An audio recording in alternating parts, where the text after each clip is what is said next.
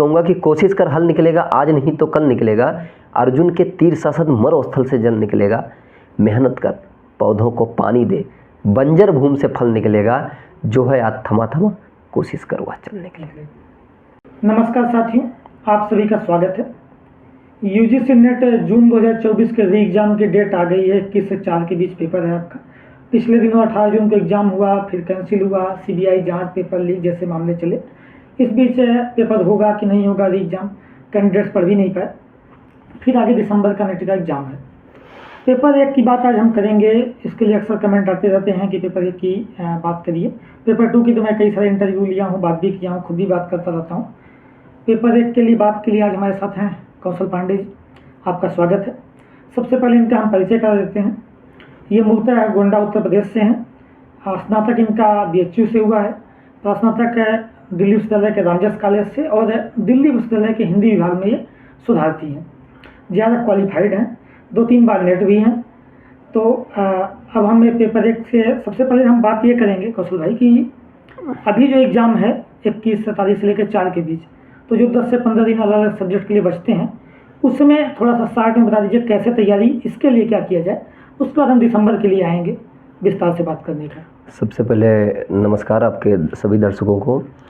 और जैसा आपने कहा कि उहापोह भरी ज़िंदगी इस समय विद्यार्थियों की चली है, लेकिन अगर देखा जाए तो इस समय जो 10-15 दिन बचे हैं अभी, इसमें हाथ पर हाथ रखने की ज़रूरत नहीं है। आप आराम से अब चाहेंगे, अगर कुछ सेक्शन छूट भी गया तो भी अच्छे से तैयार हो सकता है, या ये भी हो सकता है कि अगर सारे यूनिट आपके तैयार हैं, ठीक है, 1-2 यूनिट पर अगर काम नहीं हुआ तो भी अच्छे से हो सकता है। बस उसके लिए कुछ स्मार्ट स्ट्रेटजी की ज़रूरत है। अब इस समय अगर मुझसे कोई पूछे तो मैं एक ही चीज़ कह सकता हूँ कि अब नई चीज़ें पढ़ने की कोई ज़रूरत नहीं है। आप ऐसा करिए कि जो चीज़ें हैं 10 दिन में उसका मैक्सिमम टेस्ट लगाने की कोशिश करिए, प्रैक्टिस करना। और ये प्रैक्टिस के लिए बहुत अच्छा एक प्लेटफॉर्म है टेक्स्ट बुक। अगर आप दिन में एक काम करते हैं, एक टेस्ट लगाते हैं, ठीक है, फुल लेंथ का टेस्ट एक टेस्ट लगाते हैं, और प्रीवियस ईयर के उसके लगभग बहुत सारे टेस्ट पड़े हुए हैं। एक टेस्ट लगाते हैं, 50 क्वेश्चन होते हैं उसमें से। 50 क्वेश्चन में अगर हम 10 क्वेश्चन हम सीधे मान लें कि मैथ के थे, ठीक है, जो आपको कुछ नहीं, लेकिन बाकी जो 40 क्वेश्चन हैं, उनके 40 क्वेश्चन लगाने के बाद जब आप उसकी व्याख्या देखते हैं तो व्याख्या देखने में आपके 1 घंटे और जाते हैं। तो 2 घंटे की रेगुलर ये आपकी पढ़ाई हो रही है, और इसमें ऐसे ऐसे क्वेश्चन आपको मिलेंगे जिनके बारे में या तो आपको पता नहीं है, या पता है तो उसका रिवीजन हो रहा है। और उसकी व्याख्या, जैसा कि आप जानते हैं, कि काफ़ी लंबी होती है, और वो एक टॉपिक पर विस्तृत रूप से चर्चा करके उस टॉपिक को इम्पॉर्टेंट तरीके से ख़त्म करती है। कई क्वेश्चन समाप्त हो जाते हैं उसमें। और उसके बाद आपको ये भी पता है कि अब ऑनलाइन एग्ज़ाम आने वाला है, ठीक है, तो ऑनलाइन एग्ज़ाम होगा तो सेम पैटर्न पर वो एग्ज़ाम करवाता है, और मतलब प्रीवियस ईयर पेपर के भी उसमें होते हैं सेम पैटर्न के। तो मुझे जहाँ तक लगता है ये लड़कों के लिए बहुत अच्छा होगा कि वो मैक्सिमम टाइम टेस्ट दें। एक दिन में हो सके संभव तो एक टाइम सुबह, एक टाइम शाम को, ये 2-2 टेस्ट आप निकाल सकते हो। दोनों की व्याख्या ज़रूर देखिए। ये इतना आप करिए रेगुलर बेसिस पे, जो छूटा होगा वो भी कवर हो जाएगा। और एक चीज़ और कर सकते हैं कि आपके पास 10 दिन है, अगर 10 दिन है तो 10 यूनिट आपके पास हैं। 10 यूनिट का मैराथन उठा करके देख लीजिए। मैराथन में ये होता है जो इम्पॉर्टेंट चीज़ें होती हैं वही बताई जाती है, और कोई भी मैराथन 4 घंटे 5 घंटे से ज़्यादा नहीं होता है। तो आप ऐसा करिए, शेड्यूल बनाइए कि 2 घंटे एक बार सुबह दे देंगे, 2 घंटे शाम को दे देंगे, तो एक दिन में 1 यूनिट आपका खत्म हो जाएगा। कोई यूट्यूब चैनल सुझाव करेंगे मैराथन के लिए अभी के लिए आप?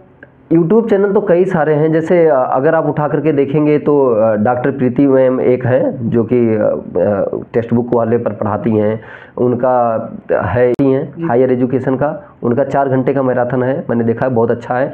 ऐसे ही अदिति मैम का है, ठीक है। तो ऐसे JRF अड्डा, हाँ JRF अड्डा पर ऐसे, मतलब अगर आप, मैं तो ये कहूँगा कि आप ऐसा करिए कि एक बार वहाँ पर डालिए, ठीक है, टॉपिक वाइज डालिए। मैं तो अब किसी टीचर को यहाँ पर सजेस्ट ही नहीं करूँगा। आप एक बार 2-2 मिनट सबका पृष्ठभूमि देख लीजिए, उसके बाद आप, ठीक है। ये रहा अभी के एग्जाम की बात। तो हम बात करें दिसंबर के एग्जाम को लेकर। हम चाहेंगे कि आप यूनिट वाइज शुरू से लेकर 10 यूनिट जो हैं उसके बारे में विस्तार से बात करें, कैसे प्रश्न आते हैं। सबसे पहले मैं चाहूँगा कि आप टीचिंग रिसर्च से चालू करें, तो कैसे प्रश्न आते हैं, कैसे इनको टैकल करना है, ये सारी चीज़ें। अगर बात किया जाए तो दिसंबर के एग्ज़ाम के लिए तो अभी आपके पास समय काफ़ी लगभग 3.5 महीने अच्छा है, और इसमें फिर दो तरीके से स्टूडेंट आते हैं। जैसे लंबी तैयारी होती है, मैं दो तरीके के स्टूडेंट को कैटेगराइज करता हूँ। पहले आते हैं जो अभी पहली बार एग्जाम देने जा रहे हैं, अभी नए एमए में आए हैं। और दूसरे तरीके के कैटेगरी के जो लड़के आते हैं जो एक दो बार दे चुके हैं और उनका नेट है और कई बार दे चुके हैं, नहीं हो रहा है, तो दो कैटेगरी के लड़के आते हैं। तो अगर इतने लंबी तैयारी की अगर बात की जाए तो अभी नियर अबाउट आपके पास 4-5 महीने हैं, ठीक है, 4 महीने आप मान के चलिए आराम से आपके पास है। और इतना दिन हमें लगता है कि इनफ है तैयारी कर लिए, बहुत इनफ है। आप सिंपल काम कर सकते हैं कि फर्स्ट पेपर का आप डेली यूनिट वाइज आप शेड्यूल बनाइए कि अगर हमको टीचिंग 10 यूनिट अगर आपके पास हैं तो आप टीचिंग एप्टीट्यूड जैसे आप पढ़ रहे हैं, ठीक है, तो उसका एक डेट फिक्स कर लीजिए कि अगर हमारे पास लगभग 120 दिन है और 12 दिन एक यूनिट पे हमको मिल रहा है, तो 12 दिन एक यूनिट पे काफ़ी होता है। तो और अगर आपके पास थोड़ा आपका मैथ भी ठीक ठाक है, मैं ये नहीं कह रहा हूँ बहुत एक्सेलेंट है, ठीक ठाक अगर मैथ है, तो आप ये काम कर सकते हैं कि 12-12 दिन का शेड्यूल बनाइए और मैथ का या डीआई का, ठीक है, आप डेली बेसिस पे बस एक क्वेश्चन जो प्रीवियस ईयर में आए, मैं ये भी नहीं कह रहा हूँ कि आप अलग से पढ़ना शुरू करिए, जो प्रीवियस ईयर में क्वेश्चन आए, इतने सारे पेपर हो चुके हैं कि उनको आराम से आप तैयार कर सकते हैं, ठीक है। उसके साथ साथ तो आप अगर 12 दिन का शेड्यूल बनाते हैं तो लगभग आपके बेहतरीन रूप से, अगर 8 दिन में आप पूरा सिलेबस एक यूनिट का ख़त्म कर देते हैं, फिर अगले 4 दिन में उसकी रिवाइज करते हैं और उसी के साथ साथ आप टेक्स्ट बुक पर उस टॉपिक को टेस्ट लगाइए, जिससे आपका एक यूनिट आपका मजबूत हो जाए, ठीक है। और हर यूनिट को ऐसे तैयार करते हुए जाइए। और पिछला मैं एक चीज़ और कहूँगा, इसके साथ आप नोट्स ज़रूर बनाइएगा। नोट्स लास्ट टाइम में एग्ज़ाम के बहुत काम आते हैं, क्योंकि ज़रूरी नहीं कि आप 4 महीने की इतना ज़्यादा सिलेबस, आपका फर्स्ट पेपर का सिलेबस अलग है, सेकंड पेपर का सिलेबस आ जाता है तो बहुत ज़्यादा सिलेबस हो जाता है आपके पास, और इतना ज़्यादा याद कर पाना थोड़ा मुश्किल होता है। और एग्ज़ाम के टाइम पर ये हो जाता है, वहाँ हो रहती है कि मैं इसको कैसे अब तैयार करूँ इतने कम समय में, तो कुछ चीज़ें जो याद भी होती है वो भूलने लगता है। तो इसके लिए सिंपल सी चीज़ है कि आप उसी समय बढ़िया सा नोट्स बनाइए और तैयारी करते जाइए, और ये यूट्यूब के माध्यम से, किताबों के माध्यम से आप अच्छे से तैयारी कर सकते हैं। मैं बात करूँगा शुरू से यूनिट वाइज से, टीचिंग और रिसर्च शुरू के 2 यूनिट हैं जी, इसमें अक्सर बच्चे फंस जाते हैं, टीचिंग रिसर्च नहीं हो पाता, उसके लिए आप कुछ बताइए, कैसे प्रश्न बन रहे हैं, क्या किया जाए इसमें, देखो कहाँ से पढ़ लिया जाए। मैंने तो एक चीज़ ये ऑब्जर्व किया है अपने ऊपर भी। मैं खुल के चैनल का नाम भी बता सकते हैं, कोई दिक्कत नहीं है हमें। हाँ, मुझे चैनल का किसी टीचर का नाम बताइए। मैंने जो ऑब्जर्व किया है और भी मतलब मेरे साथी हैं जो एग्ज़ाम दिए हैं, उनसे भी जो जिनका जीआरएफ है, तो मैंने लगभग कई लोगों से डिस्कशन भी किया था इस मुद्दे पर, क्योंकि ये आपने बहुत अच्छा सवाल किया है कि रिसर्च एप्टीट्यूड और टीचिंग एप्टीट्यूड ये लड़कों के लिए बहुत ही कहा जाए लेंदी टाइप का क्वेश्चन इसमें आते हैं, ठीक है, जो मतलब हम ये श्योर नहीं होते हैं एग्ज़ाम देने के बाद कि ये हम सही करके आए हैं या गलत करके आए हैं।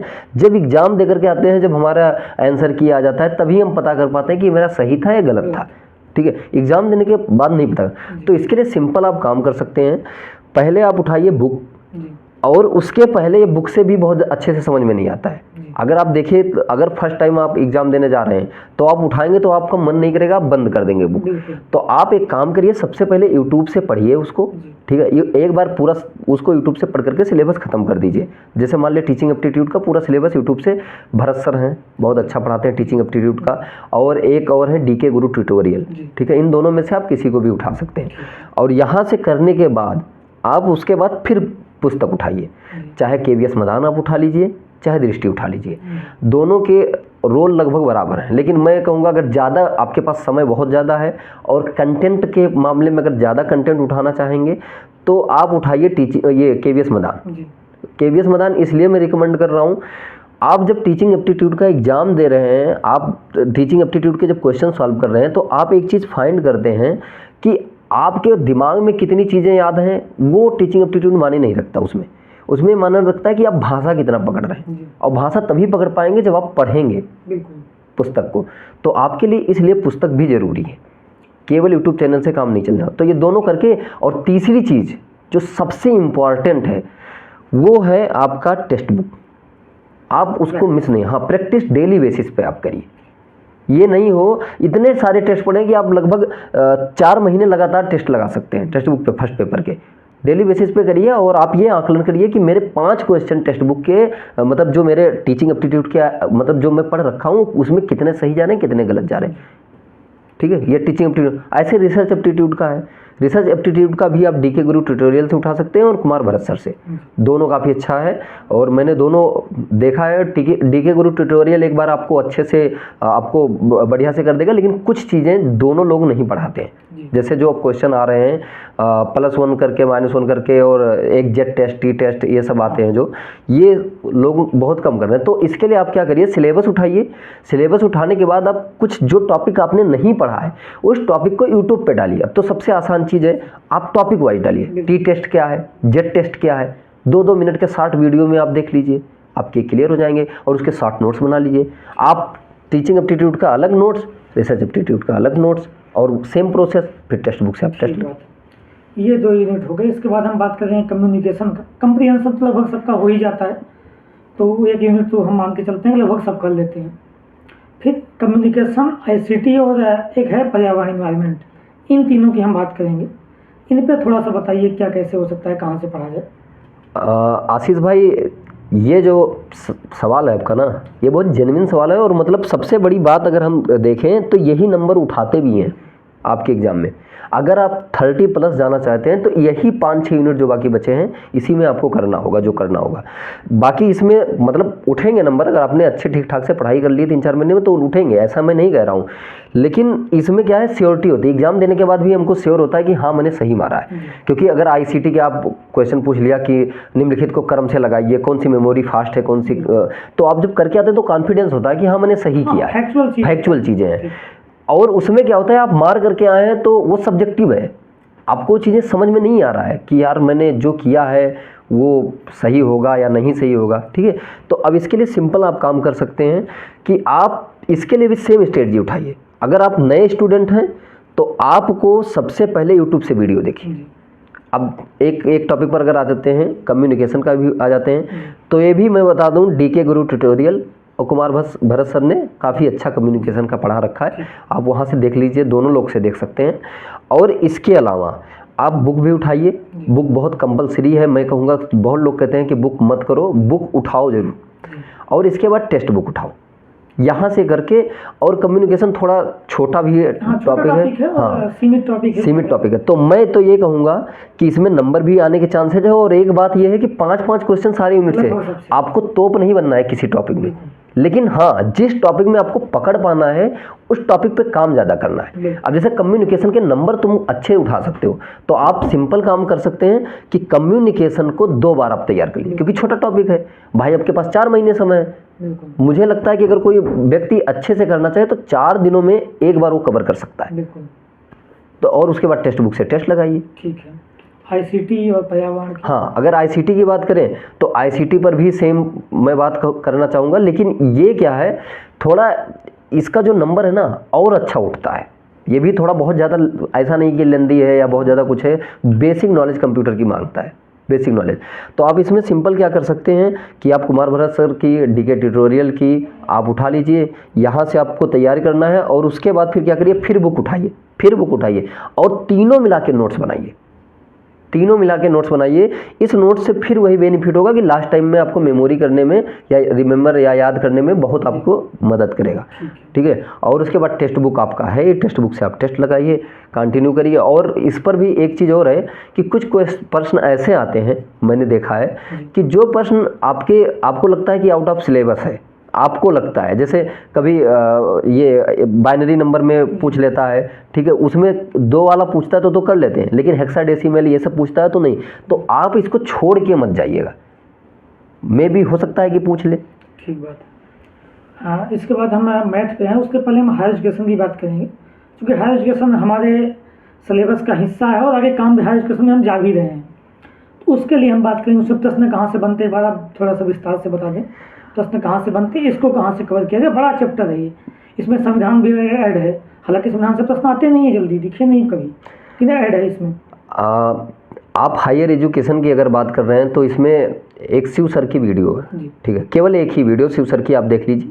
ठीक है, मैं अगर आप पढ़ने में अच्छे हैं तो मैं आपको एक चीज़ रिकमेंड करूंगा कि आप वीडियो ना भी देखें तो चल जाएगा, आप बुक से, क्योंकि आप उठाकर देखेंगे हायर एजुकेशन में जितने आयोग हैं, ठीक है, आयोग से क्वेश्चन आते हैं, विश्वविद्यालय से, अगर कोई भी कमेटी बनी है ठीक है, वो उससे क्वेश्चन, पुराने जो मतलब पुरातन शिक्षा व्यवस्था थी, या फिर कौन से विश्वविद्यालय की स्थापना किसने की, या फिर उस विश्वविद्यालय की स्थापना में क्या चीज़, या फिर अगर ये देखा जाए तो धर्म दर्शन के बारे में भी थोड़ा पूछ लिया जाता है। तो आप इतनी चीज़ें अगर उठा लेंगे तो बुक से भी कर सकते हैं, और ये बुक से मिलेंगे। लेकिन बुक से आप छाट छाट के नोट्स, ये नहीं करना है कि बुक से आप एक दूसरी बुक बना दो नोट्स के रूप में, आपको नोट्स ही बनाने प्रॉपर। और अगर देखने हैं तो शिव सर के आप वीडियो देख लीजिए, वीडियो देखने के बाद, क्योंकि पर्याप्त समय है तो आप ये दोनों दे सकते हैं आराम से। और इसके बाद आपके पास टेक्स्ट बुक, इसमें हायर एजुकेशन में बहुत काम करता है, क्योंकि इम्पॉर्टेंट फैक्चुअल देता है। और अब ऐसे इन्वायरमेंट की अगर बात करें तो शिव सर का बहुत अच्छा वीडियो है इन्वायरमेंट पे भी, आप देख सकते हैं। और वहाँ से फिर आ करके आप क्या करिए, बुक जरूर पढ़िए। मैं अगर आपके पास 4 महीने समय है तो मैं बुक जरूर कहूँगा, क्योंकि आप क्वेश्चन टैकल ही नहीं कर पाएंगे। अब इसके बाद हम बात करेंगे 3 यूनिट जो हमारी मैथमेटिकल है, एक तो मैथ्स की, रीजनिंग की और डीआई की। ये 3 चैप्टर जो हैं, एक तो इनका रोल बहुत ज़्यादा है, ठीक है। 3 चैप्टर श्योर नंबर आते हैं इनके, अगर आपको आ रहा है तो आ रहा है। डीआई 5 क्वेश्चन फिक्स है। तो मैं इनकी बात करूँगी, इनको कहाँ से पढ़ा जाए, कैसे टैकल किया जाए, कैसे कैसे प्रश्न आते हैं, थोड़ा सा इन पर आप बात करिए। जिनको इसमें एक चीज़, एक यूनिट और अभी मुझे लगता है कि बचा है, रीजनिंग में जो इंडियन लॉजिक है, इंडियन लॉजिकल रीजनिंग जो है, वो टॉपिक पर बात करना बहुत ज़रूरी है। क्योंकि ये बहुत लड़कों की, ये बहुत आसान नंबर देता है आपको, बहुत आसानी से 4-5 क्वेश्चन इसके आप आसानी से कर सकते हैं। आप इसको बुक से मत पढ़िए, आप बुक से इसको कवर ही नहीं कर सकते। इसको अगर बुक से कवर करना है तो बस 2 ही 3 चीज़ें, जैसे जैन दर्शन हो गया, बौद्ध दर्शन हो गया, या फिर मीमांसा दर्शन हो गया, न्याय वैशेषिक, इन सब चीज़ों को आप कवर कर सकते हैं। लेकिन अगर आप चाहें कि मतलब इसका जो 3 क्वेश्चन जो आपको लॉजिकल रीजनिंग है, कुछ प्राणी है, ये बना करके जो बेन आ रहा है वाला क्वेश्चन होता है, आप इसको बुक से नहीं कर सकते। आप इसको क्या करिए, कोई भी चैनल आप उठा लीजिए। एक चैनल मैं बताऊंगा जिसके कुछ क्वेश्चन फिक्स होते हैं, रेड हेरिंग ओरिंग का जो ये आता है, जैसे मतलब डॉक्टर प्रीति मैम, जिनका मतलब मैं फर्स्ट वाले में ही जिक्र करने वाला था, इंडियन लॉजिक का, उनका 1-2-3 मतलब 2 घंटे का एक वीडियो है। वो 2 घंटे का वीडियो आप 2-3 बार देख लीजिए, आपका लगभग 2-3 क्वेश्चन आपके श्योर हैं। और दूसरी बात मैं कहूँगा, आपके पास इतना पर्याप्त समय है कि आप आश्रयाश्रित या फिर जो भी मतलब वो दोष आते हैं, तर्क दोष को आप वो रट लीजिए, उसके वो प्रश्न आने हैं। और दूसरी बात मैं बता दूं, उसके उदाहरण पे आपको परेशान नहीं होना है, बदल के उदाहरण नहीं देता है। जो आपके किताबों में उदाहरण है ना, सेम उदाहरण अगर आप थोड़ा सा बुद्धि लगा ले गए तो वहाँ से कर सकते हैं। दूसरी बात क्या है, आप टेक्स्ट बुक उठाइए, ये वाले टेस्ट में आप देखेंगे सेम क्वेश्चन, आप वहीं से आप मेजर करिए, प्रीवियस ईयर पेपर वहीं से मेजर करिए, जो आपके बुक में लिखा हुआ है या जो कोई टीचर बता दिया है, सेम एग्जाम्पल आते हैं, अलग से एग्जाम्पल नहीं आते। अगर एक चाकू अगर ढलान युक्त है तो उसमें क्या होता है कि एक चाकू लेकर के आए, एक्सीडेंट वाला सेम क्वेश्चन बनता है, कहीं अलग से नहीं, फॉर्मल फालसी या फिर इनफॉर्मल फालसी, किसी में भी। तो ये तो आपका इंडियन लॉजिक का हो गया। अब इसके बाद मैथ्स का जो हो गया, मैथ्स के जिसके मैथ आते हैं उसका तो चांदी है भाई। मैंने जितना तो नहीं आते वही बात कर, जितना मैंने बता दिया इतने में तो आप अच्छे से कवर कर सकते हैं, ठीक है। जिसको मैथ एकदम नहीं आता, आपको मैं एक चीज़ कहूँगा, आपको छोड़ के नहीं आना है। आप अभी से, आपके पास 4 महीने है भाई, सीख सकते हो आप आराम से। अगर यहाँ तक पहुँच सकते हो तो इतना भी कर सकते हो।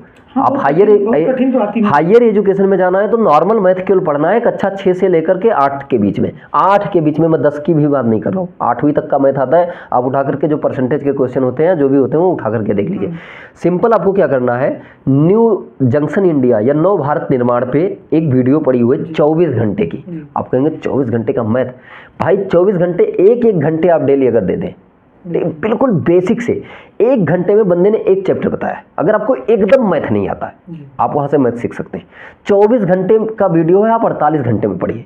48 घंटे, क्योंकि आपके पास लंबा समय, पर्याप्त समय है। आप 48 नहीं, आप ले लीजिए 96 घंटे। 96 घंटे आपके पास पर्याप्त समय है। एक करके आराम से उसको आधे घंटे का वीडियो रोक करके फ्रैक्शन से लेकर, जैसे इस बार क्वेश्चन जो आया था आपने देखा होगा, एक आया था फ्रैक्शन में उसको क्रम से लगाना था, इतना इजी क्वेश्चन, वो भाई कक्षा 4 में सब लड़कों को पढ़ाया गया है। तो वो क्वेश्चन अगर छूट जाता है तो बहुत दुख होता है, क्योंकि एक क्वेश्चन से किसी का रुक जाता है, किसी का एक क्वेश्चन से हो जाता है। तो हमको ऐसे क्वेश्चन छोड़ के नहीं आने। तो एटलीस्ट आप वहाँ आपका मैथ थोड़ा हो जाएगा और इसी बहाने आपका रीजनिंग हो जाएगा, ठीक है। और अगर आपका इतना हो गया तो डीआई श्योर है कि आपके बस कुछ डीआई के लिए आपको क्या करना है, परसेंटेज पढ़ लेना है, एवरेज पढ़ लेना है, 2 यूनिट इधर हो गया, परसेंटेज और एवरेज से ज़्यादा क्वेश्चन देते हैं। और इसके बाद अगर थोड़ा बहुत आपके पास समय बचता है तो नाव चाल ये सब दूरी उरी समय दूरी चाल गुणा भाग आ रहा है तो आप कर लेंगे, आराम से कर लेंगे। और अगर नहीं भी आ रहा है, आप नहीं कर पाते हैं, तो मैं आपको एक यही चीज़ कहूँगा कि अगर आप 5 पे एक ही पे टिक मारे दीजिए, चाहे बीच है सी, मैंने कई लड़कों को ये बताया भी था और उनका काम भी किया, एटलीस्ट 2 सही जाता है, ये ठीक, एटलीस्ट 2 सही जाता है। तो अगर आपने उधर 24 कर दिया, 25 कर दिए, 27 कर दिए, तो आपके 29 हो जाएंगे। ठीक है। और मतलब अगर रीजनिंग वाले में भी देखें तो मैथ वाला जो क्वेश्चन आता है, कभी कभी मैं देखता हूँ इकट्ठे क्वेश्चन दे देता है। जो भी इकट्ठे दे देता है तो आपके पास कोई और चांस नहीं होता अगर सॉल्व नहीं कर पाते तो। आप एक काम करिए, सब पे एक ही समय तुक्का मार दीजिए, एक ही पे, लेकिन तो ये आपका हो गया। हम सारी यूनिट लगभग बात ही कर लिए हैं कहाँ से। मैं एक प्रश्न और कहूँगा कि प्रैक्टिस, आप टेक्स्ट बुक का तो बात कर ही चुके हैं, प्रीवियस ईयर कितना उपयोगी है? प्रीवियस यूथ कंपटीशन का आता है और कई प्रकाशन का आता है, ये कितना उपयोगी है? सॉल्व करना चाहिए कि नहीं करना चाहिए? मैं पुस्तक को आप अगर करना चाहें तो कर सकते हैं, लेकिन मैं उतना रिकमेंड नहीं करूँगा, क्योंकि अगर ऑनलाइन एग्ज़ाम होता है ना, तो आपने भी देखा होगा कि ऑनलाइन एग्ज़ाम में भाई ये काम नहीं करता। आप पुस्तक से कितनी देर में पढ़ करके गए हैं, और टेक्स्ट बुक से आपको जब लिमिट दे देता है 1 घंटे का, केवल आपको लिमिट लगा करके देता है, तो आपको उतने टाइम में करना ही करना। फिर आपकी एक्यूरेसी बढ़ती है, स्पीड बढ़ती है, स्पीड के साथ एक्यूरेसी अगर बढ़ गई, आप कोई भी एग्जाम निकाल देंगे। लेकिन आप बुक खोले हैं, 2 घंटे लग रहे हैं, 4 घंटे लग रहे हैं आपके घंटे, फिर बुक में आप कभी कभी बोर हो जाते हैं। और उसमें क्या होता है, आप जब टेक्स्ट बुक से टेस्ट लगाते हैं ना, तो एक चीज़ और होता है, आपको रैंक दिखाता है जो आपको उत्साहित करता है। आपको ये कहता है कि मैं इतने रैंक पे हूँ, इतना क्वेश्चन हो गया, मैं थोड़ा पीछे हूँ, थोड़ा और कर लूँ, थोड़ा और कर लूँ, इससे कर लेते हैं आप। तो मैं बुक से नहीं, मैं बुक से रिकमेंड ही नहीं करूँगा। अगर आप टेक्स्ट बुक, भाई जितने का बुक आ रहा है उतने का 250-300 रुपये का साल भर का आपको सब्सक्रिप्शन मिल जाएगा। ठीक बात। आप समय की बात कर ही रहे हैं तो मैं एक सवाल और है कि जो 4 महीने का समय है, तो डेली कितना दे दिया जाए पेपर एक को तो आराम से हो सकता है? मुझे लगता है कि अगर आप डेली 3 घंटे दे दें तो आपका फर्स्ट पेपर में 30+ हो सकता है आराम से। 3 घंटे बहुत है।